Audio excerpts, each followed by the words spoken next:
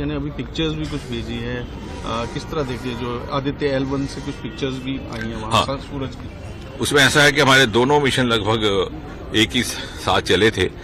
चंद्रयान 3 की ये विशेषता जो आपने रिपोर्ट भी किया कि पहला ऐसा जो सदर्न पोल पे जाकर के उतरा है, जो वर्जिन एरिया है, उससे हमें बहुत महत्वपूर्ण जानकारियां प्राप्त हो रही हैं वहां के एटमॉस्फेयर के बारे में, वहां पे मिनरल्स के बारे में, वहां पे थर्मल सिचुएशंस के बारे में। वो अभी साझा नहीं की, हम उसका विश्लेषण कर रहे हैं। लेकिन महत्वपूर्ण बात यह कि सारी दुनिया, अमेरिका और रूस जैसे देश जिन्होंने अपनी अंतरिक्ष यात्रा हमसे बहुत साल पहले प्रारंभ की थी, वो बड़ी उत्सुकता से, बेसब्री से इंतजार कर रहे हैं कि हमारी जानकारियां शेयर करें।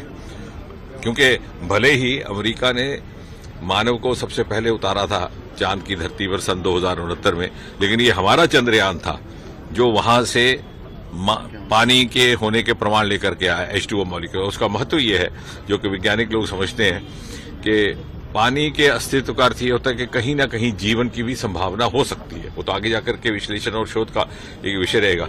लेकिन जो हमारे पूर्वज, हमारी दादी माँ हमें कहानियां सुनाया करते थे कि चांद में किस तरह के लोग होंगे, होते होंगे कि नहीं होते होंगे, परियां नाचती होगी, उन सभी सवालों का वैज्ञानिक उत्तर ढूंढने की प्रेरणा यदि दुनिया को दी है तो भारत के चंद्रयान ने दी। और इसलिए आज भारत प्रथम श्रेणी का है। और इसी तरह से आदित्य मिशन, उससे प्रारंभिक फिल्में आनी शुरू होंगी। जनवरी के मास में वो अपनी पूरी कामकाज प्रारंभ कर देगा। इसमें महत्वपूर्ण बात जो मीडिया के साथ साझा ये करनी है कि चंद्रयान मिशन जब लॉन्च हुआ तो 1000 मीडिया हमारे मित्र वहां मौजूद थे उसको देखने के लिए, उस लॉन्चिंग साइट पे श्रीहरिकोटा में। और जब आदित्य की लॉन्चिंग हुई तो लगभग 10,000 वहां पर श्रोता उसको देख रहे थे। और ये इसलिए महत्वपूर्ण बात है कि ये मोदी जी के कारण हुआ।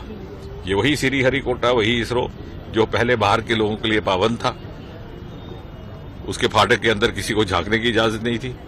जब मुझे किसी मीडिया वाले ने वहां पूछा, जैसे चंद्रयान की लॉन्चिंग हुई, कि किसी आलोचक ने कहा कि इसमें नया क्या है जो इतना जश्न मनाया जा रहा, तो मैंने उनसे पूछा कि आप पिछली बार कब आए थे यहाँ? उन्होंने कहा मैं पहली बार आया। मैंने कहा यही नया है। मोदी जी ने इसको खोल दिया पब्लिक प्राइवेट पार्टिसिपेशन के लिए। और आने वाले समय में हमारा जितना भी विकास होगा वो सामूहिक प्रयास से होगा।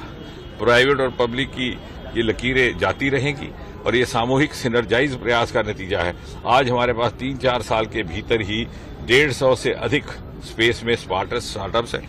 उनमें से जो पहले आरंभिक दिनों के थे, स्काई रूट्स इत्यादि, वो अब एंटरप्रेन्योर बन चुके हैं। एक नया सेक्टर, हमारे इतने योग्य नौजवान विदेशों में चले जाते थे क्योंकि स्पेस में एक्सपर्टाइज हासिल करने के बाद, स्पेशलाइजेशन करने के बाद यहाँ पर उनके पास जीविका कोई साधन नहीं था।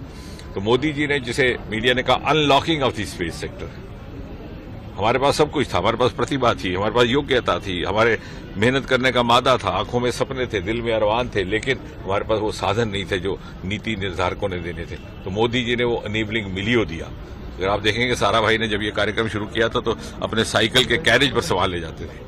आज वही नासा, जो अमेरिका का संस्थान है, हमसे सहयोग मांग रहा है। तो कहने का तात्पर्य ये आदित्य है या चंद्रयान है, ये भारत की तेज प्रगति का एक प्रतीक बनकर के दुनिया के सामने आए हैं।